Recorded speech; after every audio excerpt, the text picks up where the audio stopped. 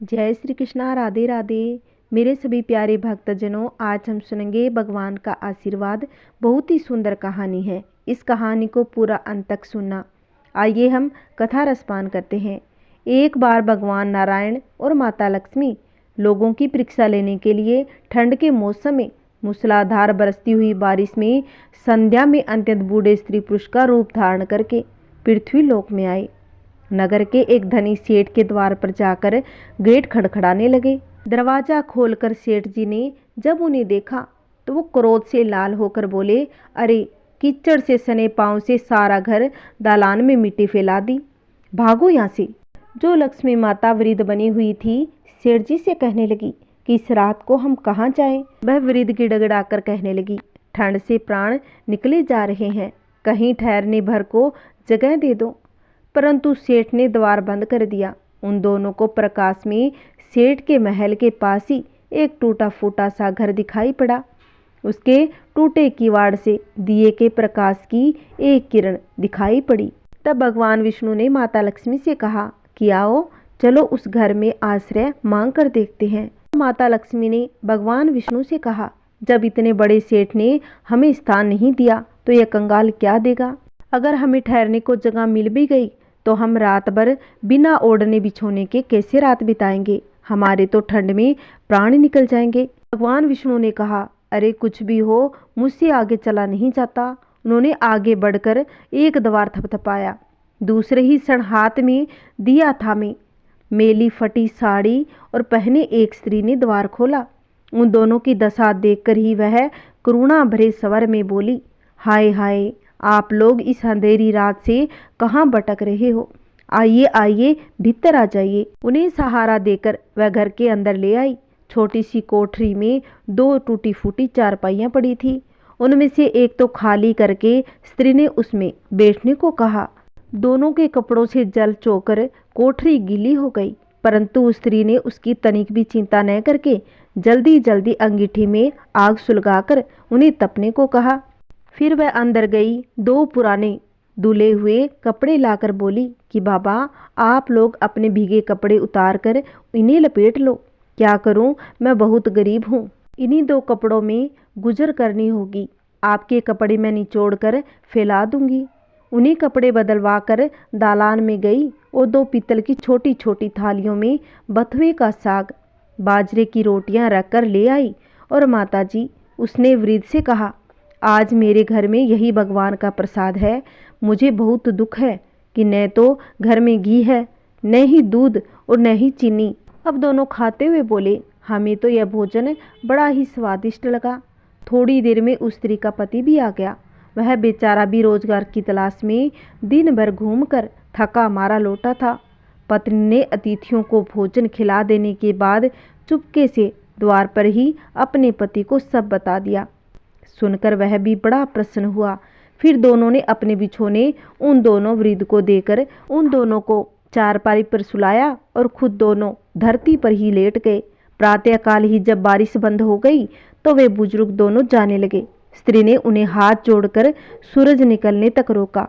फिर घर में जो कुछ चने पड़े थे उन्हें पीसकर आटा गूंथा और रोटियां बना उनके लिए बांध दी और बोली, माता, हम तो निर्धन हैं, इसी से जैसी सेवा करनी चाहिए थी वैसी कर न सकी, आप मुझे क्षमा कीजिए। अब माता लक्ष्मी, जो बूढ़ी माँ बनी हुई थी, कहने लगी कि बेटी, जैसी तुमने हमारी सेवा की है उसका फल भगवान तुम्हें अवश्य ही देंगे। आज तुम जिस चीज़ को स्पर्श करेगी वह दिन भर खाली न होगी। वे लोग चले गए तो स्त्री को अपनी बथुए की हांडी को साफ करने की याद आई। रसोई में जाकर उसने हांडी उठाई तो देखकर आश्चर्य से भर उठी।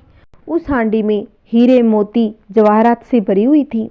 जब उसने उसे पलट कर देखा तो दोबारा भर गई। दिन भर में उसकी कोठरी हीरे मोती से जगमग होने लगी। बस फिर तो उसके पति ने उन सोने चांदी को बेचकर एक सुंदर सा मकान बना लिया, एक कपड़े की दुकान खोल ली, घोड़ा गाड़ी खरीद ली और वे सुखपूर्वक जीवन व्यतीत करने लगे। उस सेठ को जब यह समाचार मिली कि उसके निर्धन पड़ोसी एक रात में ही अमीर बन गए तो उसने उस स्त्री तथा उसके पति को बुलाकर कारण पूछा। तो स्त्री ने सरलता पूर्वक सब कथा सुना दी। अब तो सेठ और सेठानी को रात दिन यही चिंता रहने लगी कि किसी प्रकार वे करामाती बूढ़े और बुढ़िया मिल जाए, उनका भी घर हीरे मोती से भर जाएगा। देवता तो लोगों की इच्छा करते ही मनुष्य के हृदय की बात जान लेते हैं। एक रात जब बहुत जोरों की बारिश हो रही थी तो ओले भी पड़ रहे थे, तो वही बूढ़ी बुढ़िया फिर उसी सेठ के द्वार पर पहुंचे और द्वार पर खटखटाकर सुनते ही सेठ ने बिजली के प्रकाश में से झांक कर उन्हें पहचान लिया। अब जल्दी जल्दी सेठानी ने सारे घर की लाइटें बंद कर दी और लाइटें बंद कर कर एक हाथ में दिया लेकर सेठानी बाहर आई और झूठी ममता दिखाकर बोली, हाय हाय बाबा, तुम कहाँ भटक रहे हो, आओ घर के अंदर आ जाओ। फिर घर की सबसे टूटी फूटी चारपाई पर उन्हें बिठा दिया। घर में अनेकों गर्म वस्त्र होते हुए भी उनके लिए 2 फटे पुराने वस्त्र ले आई और आकर बोली कि बाबा, घर में इस समय यही है, इसी से काम चलाना पड़ेगा। फिर उनसे बिना पूछे ही घर की सबसे घिसी पुरानी थालियों में बथुए का साग तथा बाजरे की रोटी भी ले आई।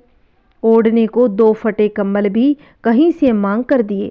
फिर सेठ सेठानी भी उसी कमरे में गद्दे बिछाकर धरती पर सो गए। जब सुबह अंधेरे ही दोनों बुजुर्ग जाने लगे तो सेठानी ने चना पीसकर रोटी बनाई और उनके लिए बांध दी और बोली, माता, हम बड़े गरीब हैं, आपकी सेवा न कर सके, आशा है आप हमें क्षमा कर दोगी। बूढ़ी माता ने कहा कि बेटी, जैसी सेवा तूने की उसका फल तुम्हें भगवान अवश्य ही देंगे। हाँ, आज तू जिस काम को हाथ में लेगी वह दिन भर समाप्त न होगा। उस लोगों के जाते ही सेठ सेठानी में झगड़ा हो गया। सेठ चाहता था कि बथुए की हांडी मैं खोलूं, सेठानी चाहती थी कि मैं खोलूं। अंत में दोनों ने एक साथ हांडी पकड़ी। इस छीना झपटी में हांडी टूट गई और कमरे में बथुए ही बथुआ बिखर गया। सेठानी झाड़ू लेकर कमरा धोने लगी। जब वह कमरा साफ कर रही तो कमरे में तुरंत ही बहुत सारा बथुआ फिर से बिखर गया।